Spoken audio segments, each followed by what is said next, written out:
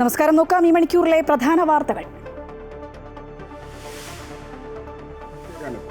Thiruvananthapuram medical college ആശുപത്രിയിലെ ചികിത്സാ പ്രതിസന്ധി ആരോപണത്തിൽ ഉറച്ച് ഡോക്ടർ ഹാരിസ് ചിറക്കൽ.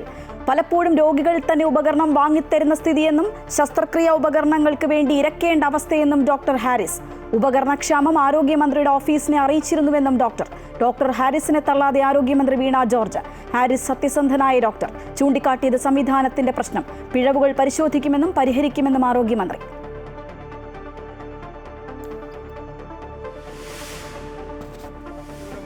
അംഗീകരിക്കപ്പെട്ടിട്ടുള്ള ഒരു കായിക ഇനമാണ്. ലോകത്തെ ലക്ഷക്കണക്കിന് വരുന്ന ആൾക്കാർ പങ്കെടുക്കുന്ന ഒരു കായിക ഇനമാണ്. സൂംബ വിവാദത്തിൽ നിലപാട് കടുപ്പിച്ച വിദ്യാഭ്യാസ മന്ത്രി വി ശിവൻകുട്ടി. അക്കാദമിക് കാര്യങ്ങളിൽ അജ്ഞത വേണ്ടെന്നും ബോധപൂർവമായി പ്രശ്നമുണ്ടാക്കാനുള്ള ശ്രമമെന്നും മന്ത്രി.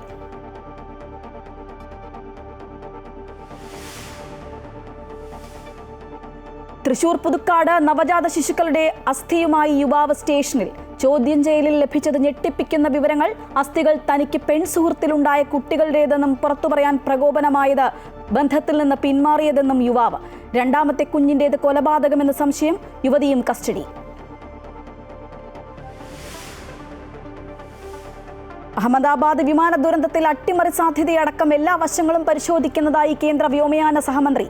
അപകടത്തിലേക്ക് നയിച്ച സംഭവങ്ങൾ എയർക്രാഫ്റ്റ് ആക്സിഡന്റ് ഇൻവെസ്റ്റിഗേഷൻ ബ്യൂറോ അവലോകനം ചെയ്യുകയാണെന്നും മന്ത്രി. കോഴിക്കോട് തൊണ്ടയാട് ബൈപ്പാസിന് സമീപം നെല്ലിക്കോട് ഫ്ളാറ്റ് നിർമ്മാണ സ്ഥലത്ത് മണ്ണിടിഞ്ഞ നിർമ്മാണ തൊഴിലാളി മരിച്ചു. മരിച്ചത് ബംഗാൾ സ്വദേശി എലാഞ്ചൻ. രണ്ടുപേരെ രക്ഷപ്പെടുത്തി. മണ്ണിടിച്ചുള്ള കെട്ടിട നിർമ്മാണത്തിനെതിരെ പ്രതിഷേധവുമായി നാട്ടുകാർ. തിരുവനന്തപുരത്ത് MDMA-യുമായി CPI പ്രാദേശിക നേതാവ് പിടിയിലായ കൃഷ്ണന് സംസ്ഥാന നേതൃത്വവുമായി അടുത്ത ബന്ധമെന്ന ആരോപണം.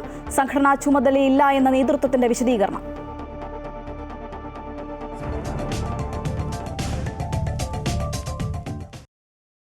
നിസ്സഹായ അവസ്ഥ തുറന്നു പറഞ്ഞ് തിരുവനന്തപുരം മെഡിക്കൽ കോളേജ് യൂറോളജി വിഭാഗം മേധാവി ഡോക്ടർ ഹാരിസ് ചിറക്കൽ. പലപ്പോഴും ശസ്ത്രക്രിയകൾക്ക് ഉപകരണങ്ങൾ രോഗികളുടെ ബന്ധുക്കൾ വാങ്ങി നൽകേണ്ട സ്ഥിതി. ആരോഗ്യമന്ത്രിയുടെ പേഴ്സണൽ സെക്രട്ടറിക്ക് പരാതി നൽകിയിട്ടും നടപടി ഉണ്ടായില്ല എന്നും ഡോക്ടർ വ്യക്തമാക്കി.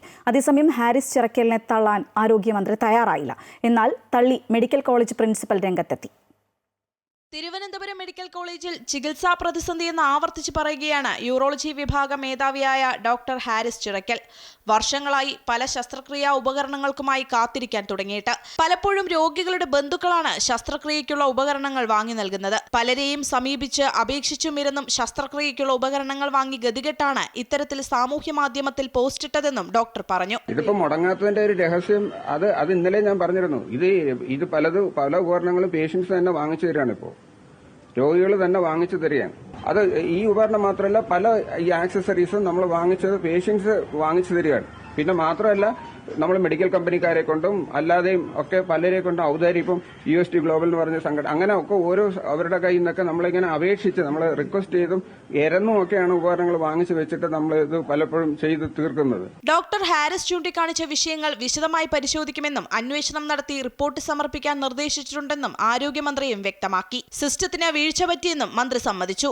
ഡോക്ടർ ഹാരിസിനെ സംബന്ധിച്ചിടത്തോളം വളരെ ജെനുവിൻ ആയിട്ടുള്ള ഒരു ഡോക്ടറാണ്. വളരെ കൃത്യമായി ചില കാര്യങ്ങൾ പറയുന്നതായിട്ടാണ് ഇന്ന് അദ്ദേഹം മാധ്യമങ്ങളോട് സംസാരിച്ചപ്പോൾ എൻ്റെ ശ്രദ്ധയിൽപ്പെട്ടത്. അദ്ദേഹം പറഞ്ഞ കാര്യങ്ങൾ ഉൾപ്പെടെ വിശദമായിട്ട് പരിശോധിക്കുന്നതിന് വേണ്ടിയിട്ട് നിർദ്ദേശം നൽകിയിട്ടുണ്ട്. അത്തരത്തിലുള്ള പരിശോധന നടക്കുകയും ചെയ്യും. ഡോക്ടറുടെ വെളിപ്പെടുത്തൽ ആരോഗ്യവകുപ്പ് ഗൗരവമായി പരിശോധിക്കുമെന്ന് മന്ത്രി വി ശിവൻകുട്ടിയും അറിയിച്ചു. അത് ഗൗരവമായി പരിശോധിക്കുമെന്ന് ആരോഗ്യവകുപ്പ് മന്ത്രി പറഞ്ഞിട്ടുണ്ട്. എനിക്ക് ആരോഗ്യവകുപ്പ് മന്ത്രി പറയുന്നതിൽ വിശ്വസിക്കാൻ വേണ്ടി പറ്റുള്ളൂ. അത് അന്വേഷണം നടത്താമെന്ന് പറഞ്ഞൊക്കെയാണല്ലോ. എന്നാൽ ഹാരിസ് ചിറക്കലിനെ തള്ളി മെഡിക്കൽ കോളേജ് പ്രിൻസിപ്പൽ രംഗത്തെത്തി. യൂറോളജിയിലെ ഒരു പർച്ചേസ് ഓർഡർ ഫയലും പെൻഡിംഗ് ഇല്ലെന്ന് പ്രിൻസിപ്പൽ പറയുന്നു. അതേസമയം ഹാരിസിന് Kerala government medical college teachers association പിന്തുണ അറിയിച്ചു. കഴിഞ്ഞ ദിവസമാണ് തിരുവനന്തപുരം മെഡിക്കൽ കോളേജിൽ ശസ്ത്രക്രിയാ ഉപകരണങ്ങളില്ലാതെ ഗുരുതര പ്രതിസന്ധി നേരിടുന്നുവെന്ന കാര്യം ഫേസ്ബുക്ക് പോസ്റ്റിലൂടെ ഡോക്ടർ ഹാരിസ് ചിറക്കൽ വെളിപ്പെടുത്തിയത്. അമൃത ന്യൂസ്, തിരുവനന്തപുരം. ആരോഗ്യ കേരളം വെന്റിലേറ്ററിലാണെന്ന് പ്രതിപക്ഷ നേതാവ് VD സതീശൻ. ചികിത്സ വേണ്ടത് ആരോഗ്യ വകുപ്പിനാണ്. തിരുവനന്തപുരം മെഡിക്കൽ കോളേജിലെ വിഷയം ഒറ്റപ്പെട്ടതല്ല. PR പ്രചരണമല്ല യഥാർത്ഥ സ്ഥിതിയെന്നും മന്ത്രിയുടെ ഓഫീസ് മറ്റുള്ളവരുടെ നിയന്ത്രണത്തിലാണെന്നും പ്രതിപക്ഷ നേതാവ് വിമർശിച്ചു. പണമില്ലാത്തതുകൊണ്ടും മെഡിക്കൽ സർവീസസ് കോർപ്പറേഷന് വിതരണക്കാർക്ക് പണം കൊടുക്കാത്തത് കൊണ്ടുമാണ് കൃത്യമായി മരുന്നുകൾ വരാത്തത്, സർജിക്കൽ എക്യുപ്മെൻറ്റ്സ് വരാത്തത്. ഇത് ഗുരുതരമായ വിഷയമാണ്. ആരോഗ്യ കേരളം അപകടത്തിലാണ്. ആരോഗ്യ കേരളം വെന്റിലേറ്ററിലാണ്. അതിനെ രക്ഷിക്കണം. ഞങ്ങൾ UDF നേരത്തെ ഒരു തീരുമാനം എടുത്തിട്ടുണ്ട്. അതിൻ്റെ ഭാഗമായി UDFൻ്റെ ഒരു ഹെൽത്ത് കമ്മീഷൻ നാളെ നിലവിൽ വരും.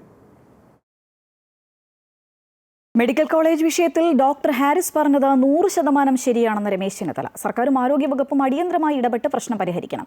സുംബ ഡാൻസ് സംബന്ധിച്ച് തർക്കമുന്നയിച്ചവരുമായി സർക്കാർ വിഷയം ചർച്ച ചെയ്യണമെന്നും സുംബ യോഗ എന്നതെല്ലാം സമൂഹത്തിൽ നിലവിലുള്ളതാണെന്നും ചെന്നിത്തല പറഞ്ഞു. ഞാൻ ഇതിനകത്ത് രാഷ്ട്രീയം ഒന്നും കാണാൻ ആഗ്രഹിക്കുന്നില്ല. പക്ഷേ അദ്ദേഹം പറഞ്ഞത് 100% ശരിയാണ്. അത് പരിഹരിക്കാനുള്ള നടപടിയാണ് ഗവൺമെൻറ്റും ആരോഗ്യമന്ത്രിയും അടിയന്തരമായി സ്വീകരിക്കേണ്ടതായിട്ടുള്ളത്. യോഗ, സുംബ തുടങ്ങിയിട്ടുള്ളതൊക്കെ ഇന്നത്തെ കാലഘട്ടത്തിലുള്ളതാണ്. പക്ഷേ എതിർക്കുന്ന ആളുകളുടെ അഭിപ്രായം കൂടി നമ്മൾ നോക്കണം. എന്താണ് അവർ പറയുന്നത്? അവർ പറയുന്നതിനകത്ത് കാര്യമുണ്ടോ?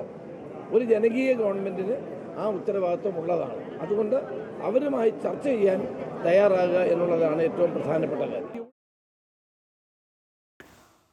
അലംഭാവത്തിന്റെയും കെടുകാര്യസ്ഥതയുടെയും കേന്ദ്രമായി സർക്കാർ മെഡിക്കൽ കോളേജിൽ മാറിയെന്ന് AICC general secretary KC Venugopal MP.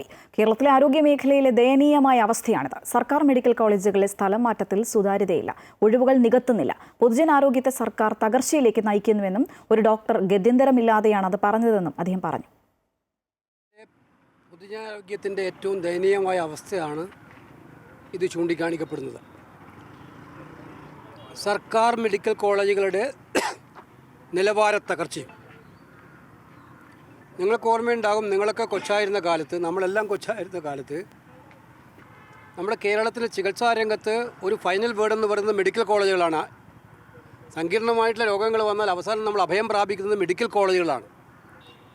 ഇന്ന് ആ സ്ഥാനമൊക്കെ എപ്പോഴേ പോയി കഴിഞ്ഞു മെഡിക്കൽ കോളേജുകൾക്ക്. എന്താ കാരണം? ആവശ്യത്തിന് ഡോക്ടർമാരില്ല, ഉപകരണങ്ങളില്ല, മരുന്നില്ല. നമ്മൾ കുട്ടിഘോഷിച്ചുകൊണ്ട് നമ്മുടെ കേരളത്തിൻ്റെ ആരോഗ്യ സാഹചര്യം മെച്ചപ്പെട്ടതാണെന്ന് പറയുമ്പോൾ മറ്റൊരു ഭാഗത്ത് സർക്കാർ മെഡിക്കൽ കോളേജുകളുടെ അവസ്ഥയാണിത്. ഈ പ്രൈമറി ഹെൽത്ത് സെൻ്ററുകളുടെ അവസ്ഥയല്ല. വിവാദങ്ങൾക്കിടെ സെക്രട്ടേറിയറ്റിന് മുന്നിൽ സുംബ ഫ്ലാഷ് മോബുമായി പരിശീലകർ. സുംബ ഇൻസ്ട്രക്ടേഴ്സ് നെറ്റ്വർക്ക് എന്ന സംഘടനയാണ് പരിപാടി സംഘടിപ്പിച്ചത്. വിദ്യാഭ്യാസ വകുപ്പുമായി ചേർന്ന് സംഘടിപ്പിച്ച പരിപാടിയിൽ മന്ത്രി വി ശിവൻകുട്ടി പങ്കെടുത്തു. ജില്ലയിലെ വിവിധ സ്കൂളുകളിൽ നിന്നായി നിരവധി കുട്ടികൾ പരിപാടിയുടെ ഭാഗമായി. സുംബയുമായി ബന്ധപ്പെട്ട് ഉയർന്നുവരുന്ന വിവാദങ്ങളിൽ അടിസ്ഥാനമില്ല എന്ന് തെളിയിക്കാനാണ് പരിപാടി സംഘടിപ്പിച്ചതെന്ന് സംഘാടകർ അറിയിച്ചു. ലോകത്ത് തന്നെ അംഗീകരിക്കപ്പെട്ട കായിക ഇനമാണ് സൂംബ എന്നും അധിക്ഷേപിച്ചവർ മാപ്പ് പറയണമെന്നും വിദ്യാഭ്യാസ മന്ത്രി വി ശിവൻകുട്ടി. സൂംബയിൽ സംശയമുണ്ടായാൽ സർക്കാർ ചർച്ചയ്ക്ക് തയ്യാറാണ്. എന്നാൽ വർഗീയതയുടെ നിറം കൊടുത്ത അഭിപ്രായം പറഞ്ഞാൽ അംഗീകരിക്കില്ലെന്നും അദ്ദേഹം വ്യക്തമാക്കി. സൂംബ ദേശീയപരമായി തന്നെ അംഗീകരിക്കപ്പെട്ടിട്ടുള്ള ഒരു കായിക ഇനമാണ്.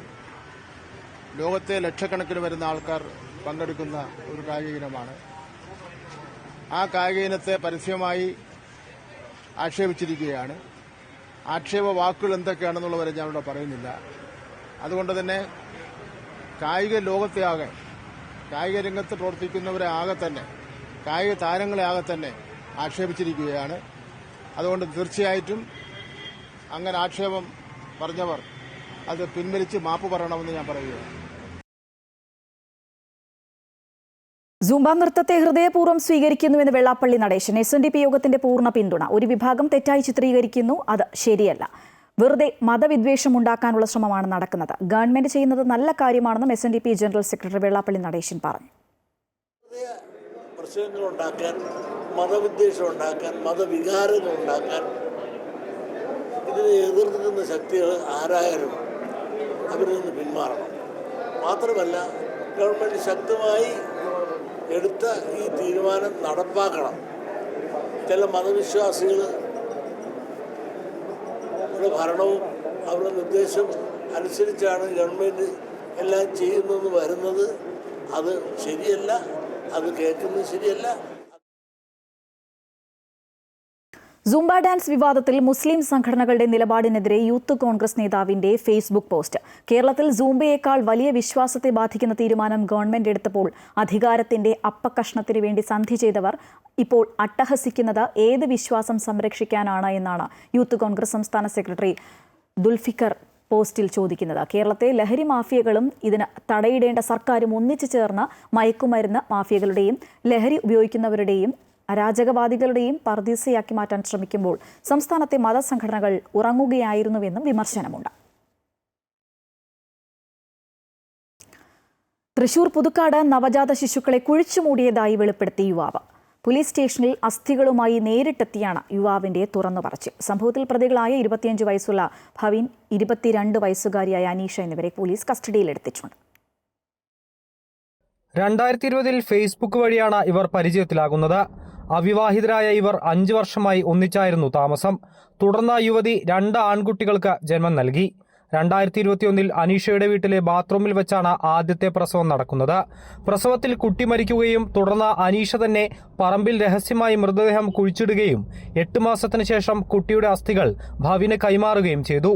പിന്നീട് അനീഷ രണ്ടാമതും വീട്ടിലെ റൂമിൽ വെച്ച് പ്രസവിച്ച കുട്ടി മരിക്കുകയും മൃതദേഹം ആമ്പല്ലൂരിലെ ഭവിന്റെ വീട്ടിലെത്തി കൈമാറുകയും ചെയ്തു. ഇയാൾ കുട്ടിയെ തന്റെ വീടിന്റെ പുറകിൽ രഹസ്യമായി കുഴിച്ചുമൂടി. ഈ കുട്ടികളുടെ അസ്ഥികളാണ് സ്റ്റേഷനിൽ എത്തിച്ചതെന്നാണ് യുവാവ് പോലീസിന് നൽകിയിരിക്കുന്ന മൊഴി. രണ്ടാമത്തെ കുട്ടിയുടെ മരണം കൊലപാതകമാണെന്ന സംശയമുള്ളതായി പോലീസ് പറഞ്ഞു.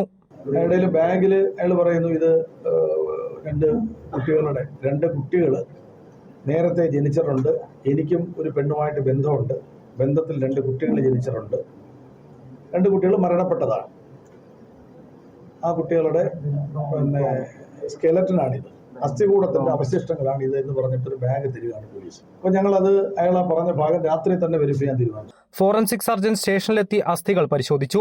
സംഭവത്തിൽ അസ്വാഭാവികതയുണ്ടെന്നും ഫോറൻസിക് പരിശോധനകളുടെയും ശാസ്ത്രീയ തെളിവുകളുടെയും അടിസ്ഥാനത്തിൽ കുട്ടികളുടെ മരണം കൊലപാതകമാണോ എന്നതിൽ കൂടുതൽ അന്വേഷണം ആവശ്യമാണെന്നും പോലീസ് അറിയിച്ചു. അമൃത ന്യൂസ്, തൃശൂർ. അഹമ്മദാബാദ് വിമാന ദുരന്തത്തിൽ അട്ടിമറി സാധ്യതയടക്കം എല്ലാ വശങ്ങളും പരിശോധിക്കുന്നതായി കേന്ദ്ര വ്യോമയാന സഹമന്ത്രി മുരളീധർ മൊഹോൽ. അപകടം സംബന്ധിച്ച് എയർക്രാഫ്റ്റ് ആക്സിഡന്റ് ഇൻവെസ്റ്റിഗേഷൻ ബ്യൂറോയുടെ അന്വേഷണം നടക്കുന്ന പശ്ചാത്തലത്തിലാണ് മന്ത്രിയുടെ പ്രസ്താവന. എല്ലാ ഭാഗങ്ങളിൽ നിന്നുള്ള CCTV ദൃശ്യങ്ങൾ പരിശോധിക്കുന്നുണ്ട്. നിരവധി ഏജൻസികൾ അന്വേഷണവുമായി ബന്ധപ്പെട്ട പ്രവർത്തനങ്ങളിൽ ഏർപ്പെട്ടിരിക്കുകയാണെന്നും മന്ത്രി പറഞ്ഞു. വിമാനം അപകടത്തിൽപ്പെടുന്നതിലേക്ക് നയിച്ച സംഭവങ്ങൾ ക്രമാനുഗതമായി അവലോകനം നടത്തിവരികയാണ്. എഞ്ചിനുകൾക്ക് പെട്ടെന്നുണ്ടായ തകരാർ, സിസ്റ്റം തകരാർ തുടങ്ങിയ സാധ്യതകളും മാനുഷികമായ വീഴ്ചകളും പരിശോധിക്കുന്നുണ്ട്. വിമാനത്തിന്റെ ബ്ലാക്ക് ബോക്സിൽ നിന്നുള്ള വിവരങ്ങൾ വിശകലനം ചെയ്യുന്നതിലൂടെ കൃത്യമായ വിവരം ലഭിക്കുമെന്നാണ് കരുതുന്നതെന്നും അന്വേഷണ സംഘം കരുതുന്നു.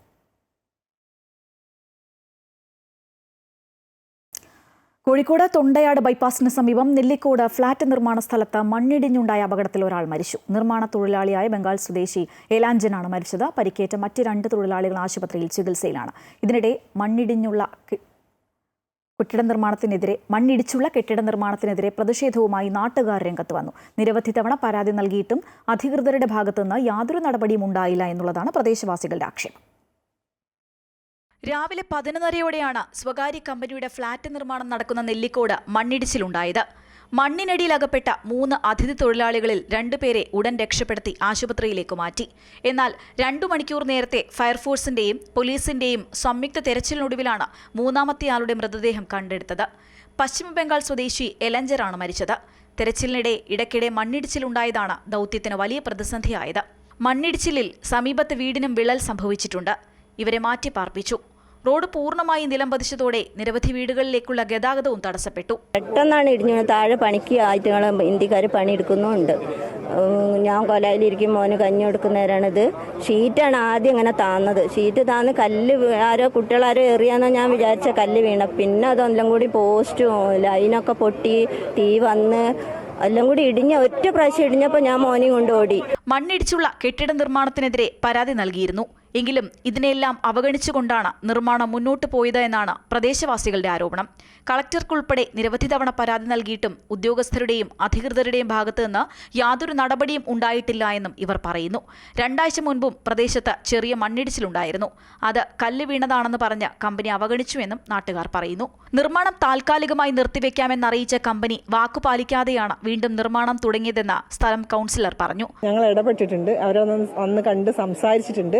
അത് നിർത്തിവെക്കാൻ വേണ്ടിയിട്ട് ആവശ്യപ്പെട്ടിട്ടുണ്ട്.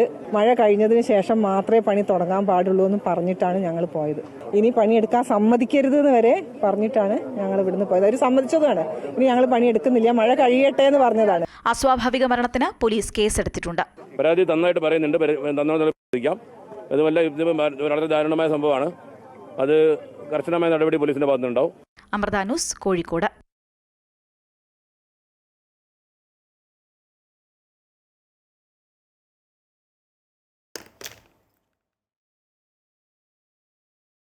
കോഴിക്കോട് പാലാഴിയിൽ മണ്ണിടിഞ്ഞു. ഹൈലൈറ്റ് മാളിന് സമീപത്താണ് മണ്ണിടിച്ചിൽ ഉണ്ടായത്. ആളപായമില്ല. സർവീസ് റോഡ് നിർമ്മിക്കേണ്ട സ്ഥലത്തെ മണ്ണാണ് ഇടിഞ്ഞതെന്ന് ദേശീയപാത അതോറിറ്റി ഉദ്യോഗസ്ഥർ അറിയിച്ചു. സുരക്ഷാ പ്രശ്നങ്ങൾ ഇല്ല. അടിയന്തരമായി പ്രദേശത്ത് സംരക്ഷണ ഭിത്തി നിർമ്മിക്കുമെന്നും ഉദ്യോഗസ്ഥർ പറഞ്ഞു. തിരുവനന്തപുരത്ത് MDMAയുമായി പിടിയിലായ പ്രതി CPIയുടെ പ്രാദേശിക നേതാവ് എന്ന ആരോപണം. കഴിഞ്ഞ ദിവസം എക്സൈസിന്റെ പിടിയിലായ വഴുതക്കാട് സ്വദേശി കൃഷ്ണനാണ് CPIയുടെ പ്രാദേശിക നേതാവ്. മന്ത്രി GR അനിൽ ഉൾപ്പെടെ പങ്കെടുത്ത CPIയുടെ പരിപാടികളിൽ കൃഷ്ണൻ നിൽക്കുന്ന ചിത്രങ്ങൾ പുറത്തായിട്ടുണ്ട്. അതേസമയം കൃഷ്ണന് പാർട്ടിയുടെ സംഘടനാ ചുമതലയൊന്നും ഇല്ല എന്നാണ് നേതൃത്വം വിശദീകരിക്കുന്നത്. തിരുവനന്തപുരം നഗരത്തിൽ ബൈക്കിലെത്തിയ യുവാക്കൾ MDMA കൈമാറുന്നുവെന്ന രഹസ്യ വിവരത്തിന്റെ അടിസ്ഥാനത്തിലാണ് എക്സൈസ് പരിശോധന നടത്തിയത്. പരിശോധനയെ തുടർന്നാണ് വഴുതക്കാട് സ്വദേശി കൃഷ്ണനും കണ്ണേറ്റുമുക്ക് സ്വദേശി അലി മുഹമ്മദും പിടിയിലാകുന്നത്. ഇതിൽ വഴുതക്കാട് സ്വദേശി കൃഷ്ണനാണ് CPIയുടെ വിവിധ ഘടകങ്ങളിൽ ചുമതലയിലുണ്ടായിരുന്നത്. CPI പാളയം ലോക്കൽ കമ്മിറ്റി അംഗമായ കൃഷ്ണൻ പാർട്ടി യുവജന വിഭാഗം AIYF തിരുവനന്തപുരം മണ്ഡലം മുൻ സെക്രട്ടറി ആയിരുന്നു. മന്ത്രി GR അനിൽ ഉൾപ്പെടെയുള്ളവർ പങ്കെടുത്ത വേദിയിൽ പ്രസംഗിക്കുന്ന കൃഷ്ണന്റെ ചിത്രവും ഇതിന് തെളിവാണ്. കൃഷ്ണന്റെ ഭാര്യയും മാതാപിതാക്കളും ഉൾപ്പെടെയുള്ളവർ പാർട്ടി വിവിധ ഘടകങ്ങളിൽ പ്രവർത്തിക്കുന്നവരും ചുമതലയുള്ളവരുമാണ്. CPI കൂടി നേതൃത്വം നൽകുന്ന LDF സർക്കാർ ലഹരിക്കെതിരെ വിവിധ ബോധവൽക്കരണ പരിപാടികളുമായി മുന്നോട്ടു പോകുമ്പോഴാണ് ഘടകകക്ഷിയായ CPIയിലെ പ്രാദേശിക പ്രവർത്തകൻ MDMA കൈവശം വെച്ചതിന് അറസ്റ്റിലാകുന്നത്. അതേസമയം അറസ്റ്റിലായ കൃഷ്ണന് പാർട്ടിയിൽ നിലവിൽ ചുമതലകളില്ലെന്നാണ് CPI നേതാക്കളും പാർട്ടിയും വ്യക്തമാക്കുന്നത്. അതിനാൽ തന്നെ കൃഷ്ണന്റെ അറസ്റ്റ് പാർട്ടിയെ ബാധിക്കില്ലെന്നും ഇവർ പറയുന്നു. അമൃത ന്യൂസ്, തിരുവനന്തപുരം. ജലനിരപ്പ് 136 അടി പിന്നിട്ടതോടെ മുല്ലപ്പെരിയാർ അണക്കെട്ട് തുറന്നു. അണക്കെട്ടിന്റെ 13 ഷട്ടറുകളും 30 സെന്റിമീറ്റർ വീതം ഉയർത്തി. സെക്കൻഡിൽ 250 ഘനയടി വെള്ളമാണ് പെരിയാറിലേക്ക് ഒഴുക്കിവിടുന്നത്.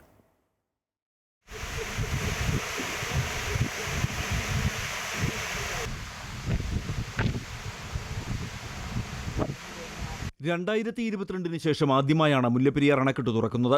റൂൾ കർവ് അനുസരിച്ച് ജൂൺ 30 വരെ അണക്കെട്ടിൽ പരമാവധി സംഭരിക്കാവുന്നത് 136 അടി വെള്ളമാണ്. ശനിയാഴ്ച രാത്രി 10 മണിയോടെ ജലനിരപ്പ് 136-ലെത്തി. ഇതോടെ തമിഴ്നാട് കേരളത്തിന് മുന്നറിയിപ്പ് നൽകിയിരുന്നു. രാത്രിയിൽ അണക്കെട്ട് തുറക്കരുതെന്ന് ഇടുക്കി ജില്ലാ കളക്ടർ V. വിഘ്നേശ്വരി തമിഴ്നാടിനെ അറിയിച്ചു. ഇതേ തുടർന്നാണ് പകൽ 11:30യോടെ അണക്കെട്ട് തുറന്നത്. 13 ഷട്ടറുകളും 10 സെന്റിമീറ്റർ വീതം ഉയർത്തി സെക്കൻഡിൽ 250 ഘനയടി വെള്ളം പെരിയാറ്റിലേക്ക് ഒഴുക്കി. അണക്കെട്ട് തുറക്കുന്നതിന് മുമ്പായി പെരിയാർ തീരവാസികൾക്ക് ജില്ലാ ഭരണകൂടം ജാഗ്രതാ നിർദ്ദേശം നൽകിയിരുന്നു. ആവശ്യമെങ്കിൽ ആളുകളെ മാറ്റിപ്പാർപ്പിക്കാൻ 20 ക്യാമ്പുകളും സജ്ജമാക്കി. എന്നാൽ പെരിയാറിൽ കാര്യമായി ജലനിരപ്പ് ഉയർന്നിട്ടില്ല. അതിനാൽ ആശങ്കപ്പെടേണ്ട സാഹചര്യം നിലവിലില്ലെന്ന് ജില്ലാ കളക്ടർ അറിയിച്ചു. മുല്ലപ്പെരിയാറിന്റെ വൃഷ്ടിപ്രദേശമായ പെരിയാർ വനമേഖലയിൽ മഴയ്ക്ക് ശമനമുണ്ട്. ഇത് അണക്കെട്ടിലേക്ക് ഒഴുകിയെത്തുന്ന വെള്ളത്തിന്റെ അളവ് കുറയാൻ കാരണമാകും. അമൃത ന്യൂസ്, ഇടുക്കി. ജലനിരപ്പ് ഉയർന്ന് വയനാട്ടിലെ ബാണാസുര സാഗർ ഡാമിലെ രണ്ടാമത്തെ സ്പിൽവേ ഷട്ടർ ഉയർത്തിയതോടെ സഞ്ചാരികളുടെ തിരക്ക്. 3-ാം നമ്പർ സ്പിൽവേ ഷട്ടർ 10 സെന്റിമീറ്റർ ഉയർത്തി സെക്കൻഡിൽ 50 ക്യൂബിക് വെള്ളം ഘട്ടം ഘട്ടമായി പുഴയിലേക്ക് ഒഴുക്കിവിടുന്നുണ്ട്. പുഴയുടെ തീരങ്ങളിലെ താഴ്ന്ന പ്രദേശങ്ങളിൽ താമസിക്കുന്നവർ ജാഗ്രത പാലിക്കണമെന്ന് ജില്ലാ ദുരന്ത നിവാരണ അതോറിറ്റി അറിയിച്ചു.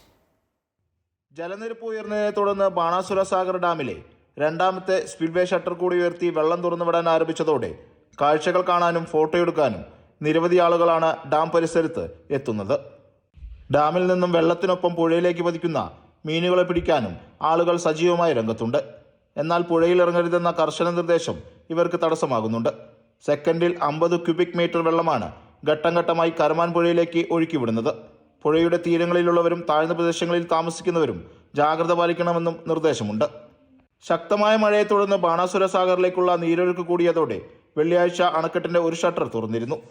അണക്കെട്ടിന്റെ പൂർണ്ണ സംഭരണശേഷിയായ 775.60 മീറ്ററിലേക്ക് ജലനിരപ്പ് ഉയർന്നതോടെയാണ് ഷട്ടറുകൾ തുറന്ന് വെള്ളം ഒഴുക്കിവിടാനുള്ള സാഹചര്യമുണ്ടായത്. അമൃത ന്യൂസ്, വയനാട്.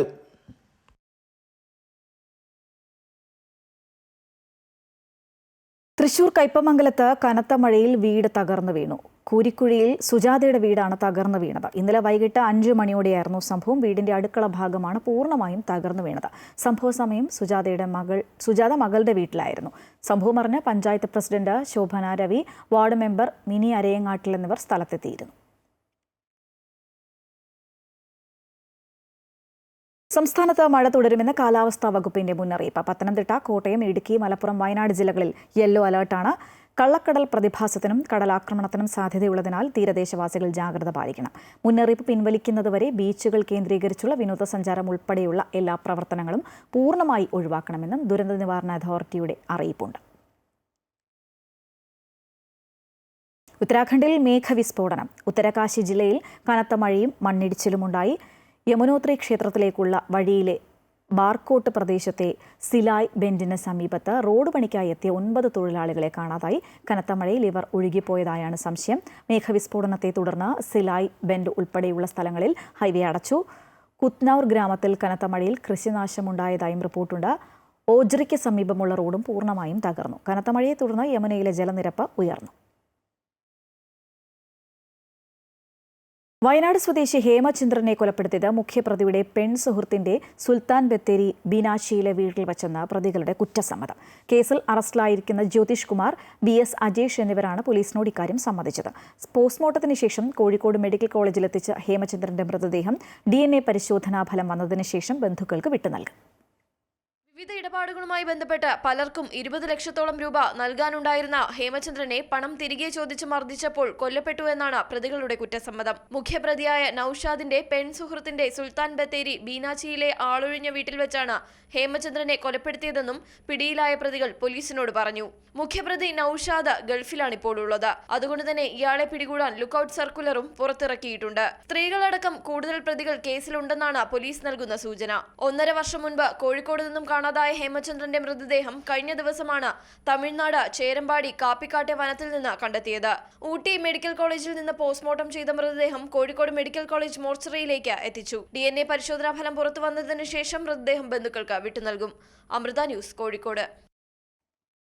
വയനാട് സ്വദേശി ഹേമചന്ദ്രന്റെ കൊലപാതകവുമായി ബന്ധപ്പെട്ട അന്വേഷണം വഴിതിരിച്ചുവിടാൻ പ്രതികൾ ശ്രമിച്ചിരുന്നതായി DCP അരുൺ K. പവിത്രൻ. ഹേമചന്ദ്രന്റെ ഫോൺ പ്രതികൾ ഗുണ്ടൽപേട്ടിലും മൈസൂരിലും എത്തിച്ചു.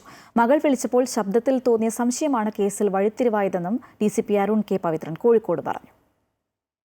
അതിനുശേഷം പോലീസിന്റെ അന്വേഷണം അത് വഴിതിരിച്ച് വിടണം എന്ന ഉദ്ദേശം നമ്മൾ ഇന്ന് അറസ്റ്റ് ചെയ്തിട്ടുള്ള പ്രതികൾക്കുണ്ടായിരുന്നു. അതുകൊണ്ട് തന്നെ അവർ പല രീതികളും അതിനുവേണ്ടി അവലംബിച്ചിട്ടുണ്ടായിരുന്നു. അപ്പം ഈ ഹേമചന്ദ്രൻ എന്ന് പറയുന്ന വ്യക്തി മൈസൂരിലേക്ക് പോയെന്നും അതുപോലെ തന്നെ അദ്ദേഹത്തിൻ്റെ ഒരു സുഹൃത്ത് ഗുണ്ടൽപേട്ടിലുണ്ട്, അപ്പം അവരുടെ അടുത്തേക്ക് പോയി എന്നും എന്നുള്ള രീതിയിലുള്ള ഒരു പ്രചരണം ആ സമയത്ത് അവർ നടത്തിയിട്ടുള്ളതുണ്ടായിരുന്നു. അതിനെ സഹായിക്കുന്ന രീതിയിലുള്ള തെളിവുകൾ അവർ തന്നെ അന്ന് സൃഷ്ടിച്ചിട്ടുണ്ടായിരുന്നു.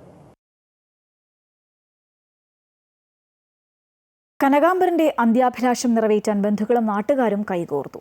വൈക്കം വടയാർ സ്വദേശി കനകാംബരന്റെ സംസ്കാര ചടങ്ങുകൾ വെള്ളത്തിൽ മുങ്ങിയ വീട്ടുമുറ്റത്ത് തന്നെ നടത്തി. മുറ്റത്ത് താൽക്കാലികമായി തറകെട്ടി ഉയർത്തിയാണ് ചിത ഒരുക്കിയത്. വെള്ളപ്പൊക്കത്തിന്റെ വെല്ലുവിളിയെ മറികടന്ന് വൈക്കം വടയാർ കിഴക്കേക്കര ചേലക്കത്തറ വീട്ടിൽ കനകാംബരന്റെ മൃതദേഹം സ്വന്തം വീട്ടുമുറ്റത്ത് തന്നെ സംസ്കരിച്ചു. ദിവസങ്ങളായി പെയ്യുന്ന മഴയിൽ കനകാംബരന്റെ വീടും പരിസരവും വെള്ളത്തിലായിരുന്നു. രോഗബാധിതനായി വൈക്കത്ത് സ്വകാര്യ ആശുപത്രിയിൽ ചികിത്സയിലായിരുന്ന കനകാംബരൻ ശനിയാഴ്ച പുലർച്ചെയാണ് മരണമടഞ്ഞത്. സ്വന്തം വീട്ടുമുറ്റത്ത് തന്നെ സംസ്കരിക്കണമെന്ന അദ്ദേഹത്തിൻ്റെ അഭിലാഷം കുടുംബാംഗങ്ങൾ പറഞ്ഞറിഞ്ഞ് ബന്ധുക്കളും നാട്ടുകാരും വീണ്ടും ഒന്ന് ആലോചിച്ചില്ല. വെള്ളത്തിൽ മുങ്ങിയ വീട്ടുമുറ്റത്ത് തന്നെ ചെങ്കല്ലുകൊണ്ട് താൽക്കാലിക തറ കെട്ടി ഉയർത്തി ചിതയൊരുക്കി. ഭാര്യ ശാരദയുടെ വീട്ടിൽ പൊതുദർശനത്തിന് ശേഷം കനകാംബരന്റെ മൃതദേഹം വീട്ടിലെത്തിച്ചു. വൈകുന്നേരത്തോടെ വീട്ടുമുറ്റത്തെ താൽക്കാലിക തറയിൽ സംസ്കാര ചടങ്ങുകളും നടന്നു. കനകാംബരന്റെ അന്ത്യാഭിലാഷം സഫലമായപ്പോൾ അത് നാടിൻ്റെ ഐക്യത്തിൻ്റെ കൂടി നേർക്കാഴ്ചയായി മാറി. അമൃത ന്യൂസ്, കോട്ടയം. കേരള വിഷൻ ഗ്രൂപ്പിന്റെ വാർഷിക വിറ്റുവരവ് 1000 കോടി രൂപ പിന്നിട്ടതിന്റെ ഭാഗമായി കൊച്ചിയിൽ ഗ്രാൻഡ് 1000 നടത്തി. അനുമോദന സമ്മേളനം മന്ത്രി P. രാജീവ് ഉദ്ഘാടനം ചെയ്തു. കേരള വിഷന് അമൃത TVയുടെ സ്നേഹാദരം ബിസിനസ് ഹെഡ് R. ശിവകുമാർ കൈമാറി. ബഹുരാഷ്ട്ര ഭീമന്മാർക്കെതിരെ മത്സരിച്ച് ഇന്ത്യയിലെ പ്രമുഖ ബ്രോഡ്ബാൻഡ് ദാതാവും ഡിജിറ്റൽ കേബിൾ TV രംഗത്ത് 4ാമതും എത്തിയിരിക്കുകയാണ് കേരള വിഷൻ. സമൂഹത്തിൽ നടക്കുന്ന പോസിറ്റീവ് സംഭവങ്ങൾ ജനങ്ങളിലേക്ക് എത്തിക്കുന്നതിൽ കേരള വിഷൻ വലിയ പങ്ക് വഹിക്കുന്നുണ്ടെന്ന് മന്ത്രി P. രാജീവ് പറഞ്ഞു.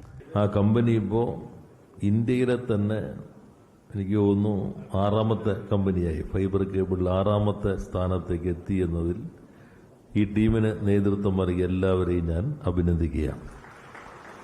ഏകദേശം 12 ലക്ഷത്തിലധികം കണക്ഷനുകൾ നിങ്ങൾ കൊടുക്കുന്നുണ്ടെന്നാണ്. കേരളത്തിന്റെ അഭിമാന പദ്ധതിയായ K-ഫോണിലും കേരള വിഷൻ പങ്കാളിയാണ്. FTTH fibre to the home ഏകദേശം നിങ്ങളുടെ വലിയ പിന്തുണയോടുകൂടിയാണ് K-ഫോണും ആ പദ്ധതി മുന്നോട്ട് കൊണ്ടുപോകുന്നത്. കൊച്ചിയിൽ ചേർന്ന അനുമോദന ചടങ്ങിൽ Disney country manager K. Madhavan മുഖ്യ അതിഥിയായി. ഡിജിറ്റൽ സാറ്റലൈറ്റ് മേഖലയിൽ നിരവധി സംഭാവനകൾ നൽകുന്ന കേരള വിഷൻ ഒട്ടനവധി വീടുകളിൽ സന്തോഷം പകരുന്നുണ്ടെന്ന് Amrita TV business head R. Sivakumar പറഞ്ഞു. ഇന്ന് കേരളത്തിൽ ഒട്ടനവധി വീടുകളിൽ സന്തോഷം കൊടുക്കുന്ന ഡിജിറ്റൽ സാറ്റലൈറ്റ് മേഖലയിൽ ശൃംഖലയിൽ ഒത്തിരി കോൺട്രിബ്യൂഷൻസ് ഈ കേരള വിഷൻ ചെയ്യുന്നുണ്ട്. അപ്പോൾ അത്രയും ഗ്രഹങ്ങളിൽ സന്തോഷം കൊടുക്കുന്നൊരു കമ്പനിയും കൂടെയാണ് കേരള വിഷൻ. 2005 അമൃത TVയിൽ തുടങ്ങുമ്പോൾ ആശ്രമത്തിലെ അമ്മയുടെ ആശയമായ സ്നേഹ കരുണ കാരുണ്യം എങ്ങനെ ജനങ്ങളിലേക്ക് എത്തിക്കാമെന്ന് ഡയറക്ടർമാർ ചിന്തിച്ചിട്ടാണ് ഈ ഒരു പ്രസ്ഥാനം തുടങ്ങുന്നത്. അങ്ങനെ ഒരു പ്രസ്ഥാനം തുടങ്ങിയെങ്കിലും അത് ഈ ലക്ഷോപലക്ഷ ഗ്രഹങ്ങളിലേക്ക് എത്തിക്കാൻ കേരള വിഷൻ ഒത്തിരി സഹായിച്ചിട്ടുണ്ട്. MP Hibi Eden, TJ Vinod MLA എന്നിവരും ചടങ്ങിൽ പങ്കെടുത്തു. Kerala vision chairman K. Govindan സ്വാഗതവും COI general secretary PB Suresh നന്ദിയും പറഞ്ഞു. കേരള വിഷന്റെ പ്രവർത്തനങ്ങളുമായി സഹകരിക്കുന്ന സംസ്ഥാനത്തിനകത്തും പുറത്തുനിന്നുമുള്ള 200-ൽ പരം കമ്പനികളുടെ പ്രതിനിധികളും ചടങ്ങിൽ പങ്കെടുത്തു. അമൃത ന്യൂസ്, കൊച്ചി. പുതിയ സംസ്ഥാന പോലീസ് മേധാവി പ്രഖ്യാപനം നാളെ. രാവിലെ ചേരുന്ന മന്ത്രിസഭാ യോഗം UPSC നൽകിയ 3-അംഗ പട്ടികയിൽ നിന്ന് ഒരാളെ പോലീസ് മേധാവിയായി പ്രഖ്യാപിക്കും. ഇൻചാർജ് പോലീസ് മേധാവി നിയമനം ഉണ്ടാകില്ല. ദീർഘകാലം കേന്ദ്ര ഡെപ്യൂട്ടേഷനിലായിരുന്ന നിതിൻ അഗർവാൾ, റവാഡ ചന്ദ്രശേഖർ, അഗ്നിരക്ഷാസേനാ മേധാവി യോഗേഷ് ഗുപ്ത എന്നിവരാണ് ചുരുക്കപ്പട്ടികയിലുള്ളത്. ആദ്യ 2 പേരിൽ ഒരാളാകുമെന്നാണ് സൂചനയെങ്കിലും ഇരുവരും ഏറെ നാളായി കേന്ദ്ര ഡെപ്യൂട്ടേഷനിലായിരുന്നത് സർക്കാരിനെ കുഴയ്ക്കുന്നുണ്ട്. അതേസമയം ഇൻചാർജ് പോലീസ് മേധാവി നിയമനത്തിനായി സർക്കാർ നേരത്തെ നിയമോപദേശം തേടിയിരുന്നുവെങ്കിലും UPSC യോഗം ചേർന്ന് ചുരുക്കപ്പട്ടിക കൈമാറിയതിനാൽ ഇനി സ്ഥിരം നിയമനം മാത്രമേ ഉണ്ടാകൂ. കേരളം കൃത്യസമയത്ത് കേന്ദ്രത്തിന് പട്ടിക അയക്കുകയും UPSC നിശ്ചിത സമയത്ത് തന്നെ യോഗം ചേർന്ന് പട്ടികയിൽ തീരുമാനമെടുക്കുകയും ചെയ്ത സാഹചര്യത്തിൽ അതിന് പുറത്തുനിന്നൊരാളെ നിയമിക്കുന്നത് നിയമലംഘനമാകുമെന്നതുകൊണ്ടാണ് ഇൻചാർജ് DGP നിയമനത്തിൽ നിന്നും സർക്കാർ പിന്മാറിയത്. ചുരുക്കപ്പട്ടികയിലുള്ള 3 പേരിൽ നിതിൻ അഗർവാളിനാണ് സാധ്യത കൂടുതൽ. നിതിൻ അഗർവാൾ നിലവിൽ സംസ്ഥാന റോഡ് സേഫ്റ്റി കമ്മീഷണറാണ്. നേരത്തെ BSFന്റെ ഡയറക്ടർ ജനറൽ ആയിരുന്നു. യോഗേഷ് ഗുപ്ത സർക്കാരുമായി ഇടഞ്ഞു നിൽക്കുകയാണെന്നതിനാൽ അദ്ദേഹത്തെ DGP ആക്കാൻ സാധ്യതയില്ല. നാളെ ഷെയ്ഖ് ദർവേഷ് സാഹിബ് പോലീസ് മേധാവി സ്ഥാനത്ത് നിന്ന് വിരമിക്കും. അന്ന് തന്നെ പുതിയ പോലീസ് മേധാവി സ്ഥാനമേൽക്കണം. അമൃത ന്യൂസ്, തിരുവനന്തപുരം. ദക്ഷയകം നടന്നെന്ന പുരാണത്തിൽ പറയുന്ന സ്ഥലമാണ് കൊട്ടിയൂർ എന്നാണ് വിശ്വാസം. വൈശാഖോത്സവ നാളിൽ ദക്ഷന്റെ യാഗശാലയ്ക്ക് സമാനമായ ഓലപ്പുരകളാണ് അക്കരെ കൊട്ടിയൂരിൽ നിർമ്മിക്കുന്നത്.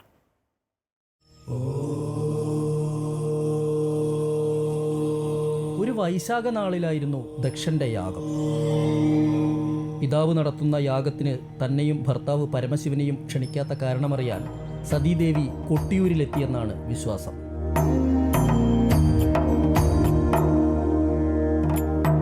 പിതാവ് അവഹേളിച്ചതിൽ മനംനൊന്ത് സതീദേവി യാഗാഗ്നിയിൽ ചാടി ജീവനൊടുക്കിയെന്നാണ് ഭക്തർ വിശ്വസിക്കുന്നത്. കോപാകുലനായ ശിവൻ യാഗശാലയെത്തി ദക്ഷനെ വധിച്ചുവെന്നാണ് ഐതിഹ്യം.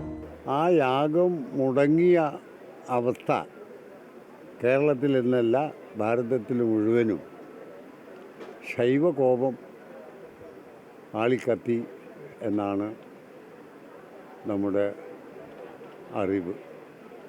ആ അവസ്ഥയിൽ നിന്ന് ശ്രീമഹാദേവനെ സ്വാന്തനാക്കാനാണ് ഇവിടെ ഈ യാഗത്തിൻ്റെ രൂപത്തിൽ 27 ദിവസം നീണ്ടു നിൽക്കുന്ന ഈ വൈശാഖോത്സവം. മഹർഷിമാരുടെ അഭ്യർത്ഥനയെ തുടർന്ന് ദക്ഷനെ പുനരുജ്ജീവിപ്പിച്ച് യാഗം പൂർത്തിയാക്കി. കൊട്ടിയൂരിലെ ഐതിഹ്യ കഥകളിൽ പ്രധാനി ദക്ഷനാണെങ്കിലും പരമശിവൻ തന്നെയാണ് പ്രതിഷ്ഠ. ഉത്സവനാളിൽ ഇക്കരെ കൊട്ടിയൂരിൽ ഭക്തർക്ക് ദർശനം ഉണ്ടാകാറില്ല. ഉത്സവം കഴിഞ്ഞാൽ അടുത്ത 1 വർഷം അക്കരെ കൊട്ടിയൂരിലേക്ക് ആർക്കും പ്രവേശനവും ഉണ്ടാകാറില്ല.